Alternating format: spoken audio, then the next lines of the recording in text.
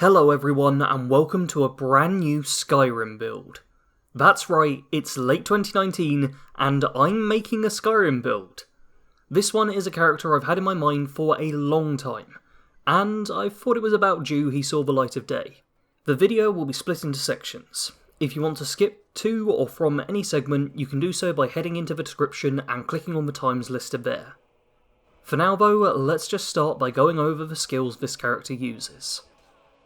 The main skills for this build are Enchanting, Two-Handed and Restoration. By maxing out the Enchanting skill and going up the middle of a tree, you can double the power of crafted enchantments and put 2 enchantments on each piece of gear. As for the specific enchantments I use here, we'll go over that in the equipment section later in the video. Two-Handed is the damage skill of the build. The only essential perk is Barbarian. This is the first perk in the tree and grants an extra 20% damage to two-handed weapons per point you spend, up to a maximum of 100%. As well as this, I would recommend investing it into any of the power attack perks, as and when you can. Not only does this help to increase the per hit damage you can deal, but also gives a little variety when you're playing, by letting you mix up combat with backward spinning power attacks and sprinting charges. Restoration is the final of the main skills. This is the way we will heal ourselves and also will provide a couple of extra benefits. The Respite perk makes it so our healing spells restore stamina as well as health. This is incredibly helpful for a warrior as it allows you to regain stamina for power attacks whenever you need to use them. It's also pretty handy for travelling around quicker.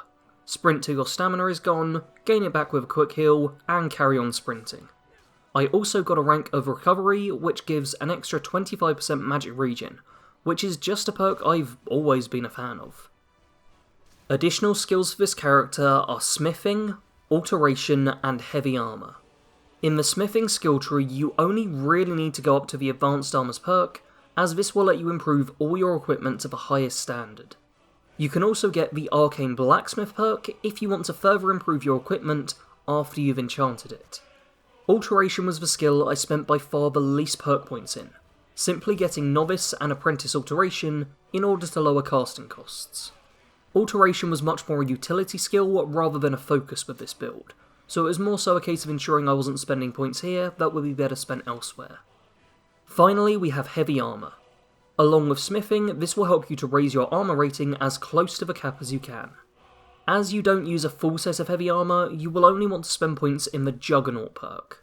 Keep in mind as well that you do use Alteration, which lets you improve your armour rating further with flesh spells, so don't worry too much about reaching the armour cap with just your natural armour rating. The standing stone this character uses is the Atronach Stone. This grants an extra 50 points of Magicka and 50% spell absorption. The downside is that you have your Magicka regen reduced by 50%. This, however, is immediately mitigated by the Recovery perk in the Restoration tree, which reduces it to half at rank 1 and completely negates it at rank 2.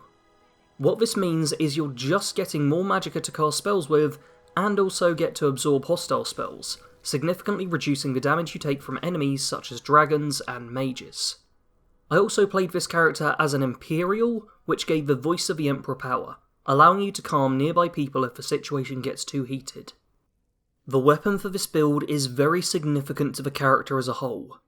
A possessed blade of Malice, which I've simply dubbed the Bound Blade. What this actually is a Nord Hero Greatsword enchanted with Absorb Health and Chaos damage.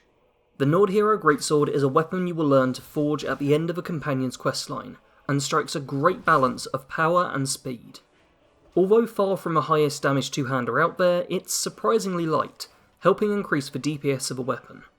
As for the enchantments, Chaos damage provides the weapon with a 50% chance to deal shock, fire or ice damage, giving a variety of different ways to hurt your foes. Absorb Health helps you to stay in the fight for longer, stealing the health from your enemies and adding it to your own. Armour for this build is made up of Steelplate armour, Steelplate gauntlets, Steelplate boots, and a Jade and Sapphire circlet. This gives a familiar Paladin look, which is important for the backstory of the character. As for actual effectiveness, you do lose out due to having a circlet instead of a helmet, but I found this wasn't half as bad as I thought it would be. As for enchantments to add to these items, the most important one is Fortify Two-Handed. Additionally, I would recommend Fortify Restoration, Health and Magicka, along with Resist Magic and Resist Frost. With a ring and necklace you end up with a total of 12 enchantment slots, ensuring you can have a strong mix of enchantments while still stacking the ones you find most useful. The companions are the only faction you really have to join with this character. In terms of gameplay, you'll need to go with them in order to learn how to craft Nord hero weapons. In terms of roleplaying though, they also prove quite fitting. As a faction who try and do the right thing despite harbouring a dark secret, the Corrupted Paladin feels more at home with them than he may be comfortable admitting. Curing himself and some of the others of lycanthropy will also make him more confident in his ultimate goals, as he will see it as an example of how good shall always triumph over evil. Due to the dark secret he harbours, the Paladin will never travel with companion. For him, the blade at his side will be the only thing he can endure the company of, whether or not he wishes for it to be there. This character will play as a fairly standard two-handed warrior with some magic augmentation. Combat mostly consists of you charging in and chopping away at your foes until they fall down. If you're in a drawn out fight, make sure to use your healing spells to both heal up and restore stamina for more power attacks, and, at the start of combat, cast a flesh spell to boost your armor rating. Aside from the basics, there are a few extra tricks you can use in specific situations. Wards are great for slowing the burn from Dragon Breath, smacking someone from the guard position can help prevent power attacks from landing, and the Mage Light spell works well for triggering traps. For those of you wondering, all of the footage you are seeing is on Master difficulty. I can certainly see the build being viable on Legendary, but I'm pretty rusty, so decided to take it easy on myself whilst recording. In terms of roleplaying, you should travel around all of Skyrim, trying to help the less fortunate whenever you can, but you should never stay in one place for too long. The Corrupted Paladin has been becoming more and more paranoid as he travels, always in fear that his dark secret will be found out. For this reason, he will also avoid dealing with people of too much power or any untrustworthy sorts. Although you won't stay in one place for long, you will constantly be on the hunt for any hubs of evil, eager to eliminate them and bring yourself some level of redemption. At this point, I've probably teased out the elusive secret for far too long, so let's move along to the character's backstory. The Corrupted Paladin didn't begin his life within a Paladin order. Instead, he was born to a pair of travelling Imperial merchants. For the first 7 years of his life, he travelled in the back of their caravan, moving from place to place as they sold their wares. A regular customer of theirs was a castle held by a holy order who were always in need of supplies. Whilst conducting their business with the order late one evening, a horde of bandits appeared from the nearby woods, charging towards the open gates of the castle. The well-drilled paladins flooded into the courtyard, the heavy wooden doors slamming shut behind them. Trapped in the middle, the travelling merchants couldn't escape. The bandits fell upon them, the young child watching as his parents were violently struck down. The paladins held their line firm as the bandits clashed into them, doing their best to take down the bandits as effectively as they could. The horde was too large for their formation to hold, and the combat soon devolved into a vicious melee. The young child found himself walking past several deadly scuffles, his small size causing most to ignore his presence entirely. Ahead of him he saw a heavily armoured warrior fighting with a muscular bandit, trading blow for blow but clearly struggling.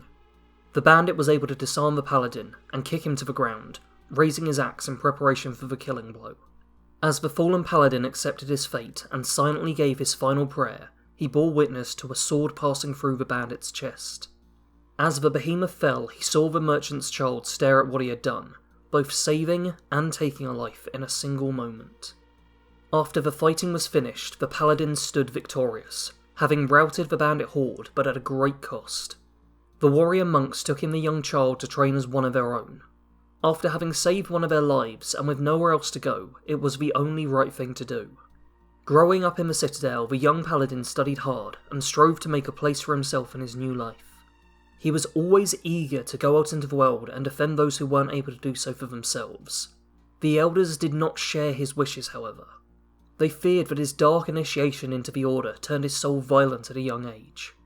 His faith was without question, but it was deemed more prudent to keep him within the walls of their fortress. Even after being granted his suit of armour, he was never officially given the circlet which showed to the outside world the position he felt he was owed. After many years, his frustration got the better of him, and he left the walls of the Order, seeking out rumours of a nearby bandit threat that was growing in power after consorting with the Daedric princes.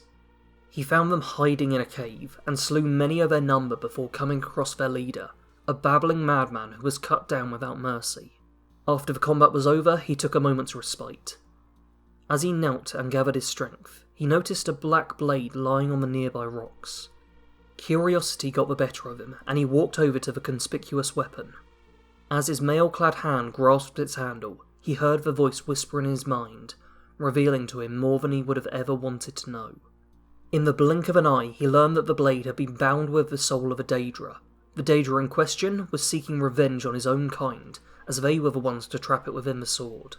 The Paladin stayed the night in the cave, conversing with the creature within the bounds of his own mind. At first he assumed he had gone mad, but soon accepted the situation for what it was. His order was sworn to destroy all servants of darkness, and he knew he should turn the weapon into them.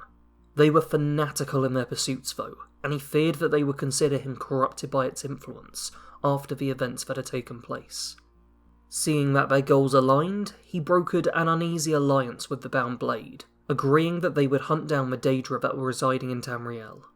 The ex-Paladin knew that he had to travel far away, deciding to head to the northern realm of Skyrim, where he hoped to find a way to redeem himself without anyone finding out his dark secret. And there I will have to end it.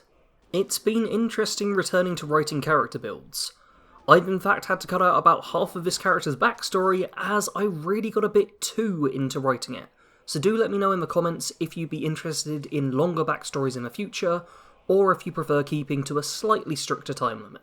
If you're enjoying my return to these builds, don't forget to give the video a like, and please do share this content as well. I'd like to do plenty more character builds in the future, but that will all depend on if they are sought after enough for me to afford spending the time working on them. That's all from me for now though. As always, thanks for watching. Sarge out.